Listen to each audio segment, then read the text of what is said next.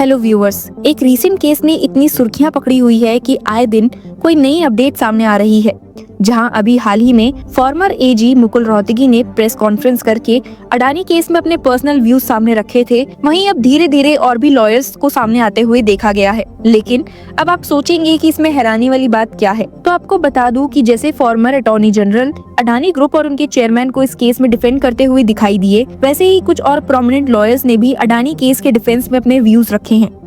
वैसे तो एक तरफ अडानी ग्रुप ने इन एलिगेशंस को बेसलेस बताकर डिनाई कर दिया है, लेकिन फिर भी prominent legal experts, political leaders और ऑपोजिशन पार्टीज इस पर डिवाइडेड है। और सबसे इंटरेस्टिंग अपडेट जो अभी सामने आई है वो ये है कि यूएस प्रोसिक्यूटर्स के द्वारा गौतम अडानी पर ब्राइबरी स्कीम में एलिज्ड इन्वॉल्वमेंट के लिए इंडिक्टमेंट के बाद इंडियन गवर्नमेंट का पहला ऑफिशियल रिएक्शन फ्राइडे को सामने आ चुका है। अब इस ऑफिशियल स्टेटमेंट में इंडियन गवर्नमेंट ने क्या बातें सामने रखी, ये काफी दिलचस्प और देखने लायक है। तो चलिए इन्हीं सब अपडेट्स की चर्चा अपनी इस वीडियो में करते हैं और जानते हैं कि कैसे अडानी केस अब और भी ज्यादा उलझता जा रहा है। ऑफिशियल स्टेटमेंट में दिए गए रिमार्क्स को सुनने से पहले इस कंट्रोवर्सी के चलते बीजेपी भी ऑपोजिशन के निशाने पर है, जो कह रहे हैं कि सरकार अडानी ग्रुप को प्रोटेक्ट कर रही है। कांग्रेस लीडर्स इसे मोडानी इकोसिस्टम का एक और एग्जाम्पल बता रहे हैं। आपको बता दूं कि इसी कंट्रोवर्सी के चलते वेडनेसडे को लोअर हाउस ऑफ पार्लियामेंट में एमपीज ने यूएस के एलिगेशंस के ऊपर डिबेट की डिमांड की, जिसकी वजह से प्रोसीडिंग्स दूसरे दिन के लिए सस्पेंड करनी पड़ी। राहुल गांधी, जो लोकसभा के लीडर ऑफ ऑपोजिशन हैं, उन्होंने डिमांड किया कि गौतम अडानी को अरेस्ट किया जाए। पार्लियामेंट के बाहर रिपोर्टर से बात करते हुए ही said, "do you think Adani is going to accept the charges?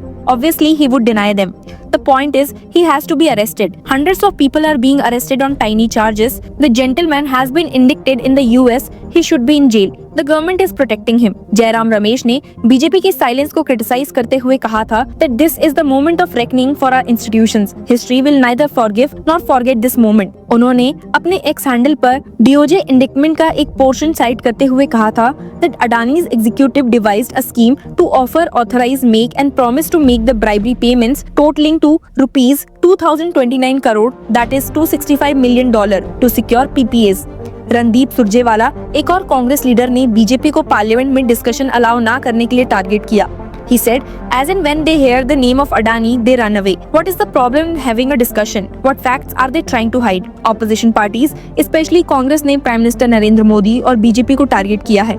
उन्हें अडानी को प्रोटेक्ट करने और इंक्वायरीज को ऑब्स्ट्रक्ट करने का ब्लेम दिया है। पर शायद अपने इस ऑफिशियल स्टेटमेंट के जरिए बीजेपी रूल्ड इंडियन गवर्नमेंट ने अब अपने स्टांस को रिवील कर दिया है। गवर्नमेंट ने इसे एक legal matter involving private individuals and private entities and the US department of justice कहा। मिनिस्ट्री ऑफ एक्सटर्नल अफेयर्स के स्पोक्सपर्सन रणदीप जायसवाल ने वीकली ब्रीफिंग के दौरान बताया कि इंडियन गवर्नमेंट को इस मैटर के बारे में पहले से कोई इन्फॉर्मेशन नहीं मिली थी और ना ही किसी समन्स या अरेस्ट वारंट को सर्व करने का कोई रिक्वेस्ट रिसीव हुआ है। उन्होंने क्लैरिफाई किया that obviously there are established procedures and legal avenues in such cases which we believe would be followed. We have not been informed in advance on the issue. Jaiswal ने ये भी कहा कि इस मामले पर यूएस के साथ कोई डिस्कशन नहीं हुआ है. उन्होंने डिटेल में बताया that this is a matter that pertains to private individuals and private entities. The government of India, we are not part of it legally in any manner at this point of time. We see it as a case between the US Department of Justice and private individuals and entities. इसके अलावा उन्होंने ये भी बताया कि government को अब तक किसी समन्स या अरेस्ट वारंट्स के लिए रिक्वेस्ट नहीं मिली है. जायसवाल ने कहा,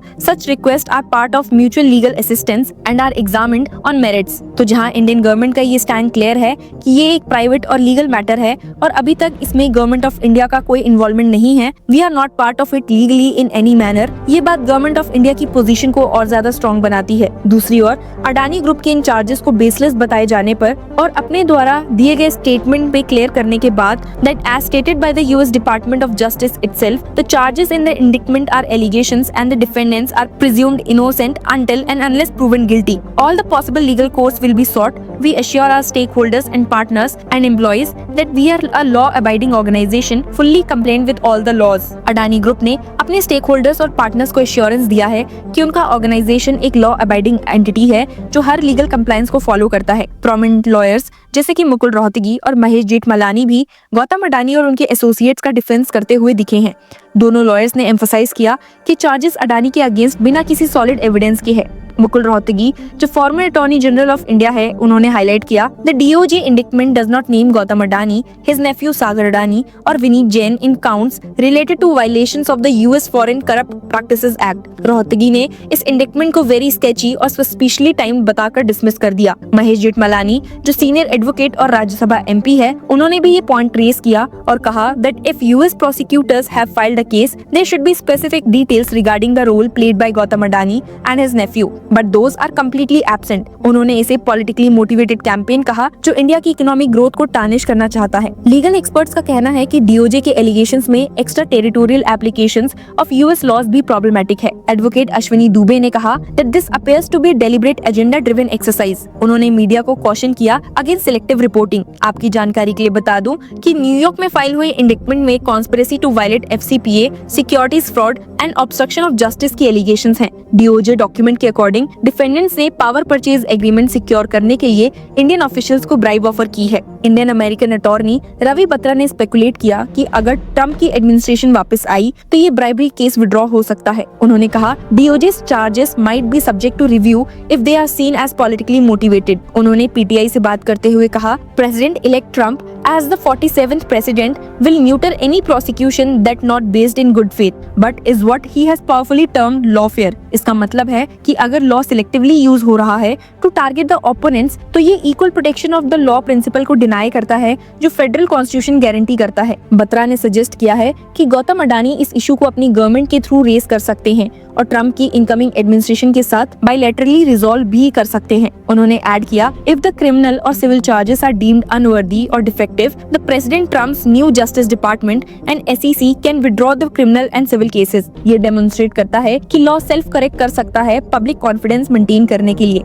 मिस्टर बत्रा ने extra territorial application of American laws पर भी सवाल उठाए क्योंकि अडानी और केस के अदर इंडिविजुअल्स यूएस में रिसाइड नहीं करते। उन्होंने कहा while our domestic laws remains the same, the plenary issue arises about extra territoriality of application of US laws. सिर्फ इतना ही नहीं, यूएस लीगल फ्रेमवर्क में भी सिग्निफिकेंट चेंजेस एक्सपेक्ट किए जा रहे हैं। अगर इस कंट्रोवर्सी की बिगर पिक्चर देखी जाए तो अडानी ग्रुप ने अपनी रेपुटेशन को डिफेंड करने के लिए लीगल हेवीवेट्स को मोबिलाइज कर दिया है, लेकिन कंट्रोवर्सी अब भी बढ़ रही है। ऑपोजिशन पार्टीज इस इशू को पार्लियामेंट में अलाइव रखने के लिए डिटरमाइंड है और यूएस लीगल प्रोसीडिंग से नए रिवोल्यूशंस भी सामने आ रहे हैं। अडानी सागा अब एक लिटमस टेस्ट बन चुका है इंडिया के रेगुलेटरी इंटीग्रिटी और पॉलिटिकल अकाउंटेबिलिटी के लिए। इंस्टीट्यूशन की स्ट्रेंथ और उनकी न्यूट्रलिटी को अप्रूव करना पड़ेगा, लेकिन केस में आगे क्या होता है ये जानने के लिए stay tune with law chakra. AIB crack करना है, लेकिन कैसे करें स्मार्ट स्टडी और इफेक्टिव स्ट्रैटेजीज का यूज? नो स्ट्रेस, हम लेकर आए हैं आपके लिए एक अल्टीमेट सॉल्यूशन। लॉ चक्रा के साथ आपको मिलेगा टॉप नॉच टिप्स और proven techniques specially for AIB